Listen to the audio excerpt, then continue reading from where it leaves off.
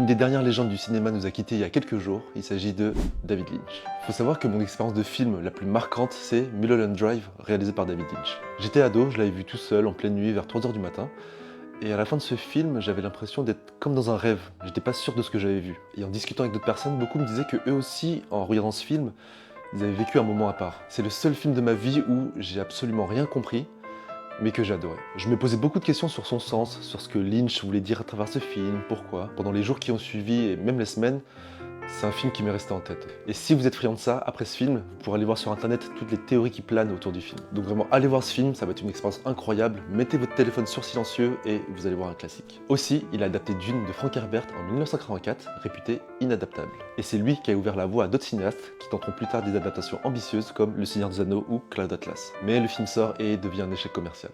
Dune illustre très bien les problèmes liés à la pression des studios, incitant les réalisateurs à défendre leur contrôle créatif. Cet échec a été une leçon difficile mais déterminante pour David Lynch, parce que ça l'a poussé à se recentrer ensuite sur des projets plus personnels, comme Blue Velvet ou Twin Peaks, le poussant à se recentrer sur sa vision artistique. Dune illustre très bien comment les contraintes extérieures peuvent compromettre une œuvre, un débat qui est toujours d'actualité aujourd'hui. Et aussi, Denis Villeneuve a beaucoup appris de cet échec pour pouvoir réussir son adaptation en 2021. Et petite anecdote, David Lynch a réalisé en 2000 une publicité pour la PlayStation 2. Et pareil, on y retrouve son style unique mêlant étrangeté, surréalisme et une ambiance presque cauchemardesque. J'espère que la vidéo t'a plu et si tu veux voir des films de David Lynch, il y en a un peu partout. Prime Video, MyCanal, Mubi et même YouTube. Que ce soit Elephant Man, Sailor et Lula, Une histoire vraie, Blue Velvet ou Lost Highway. C'est un immense artiste et un grand génie qui vient de nous quitter et qu'on continuera d'étudier encore plus tard.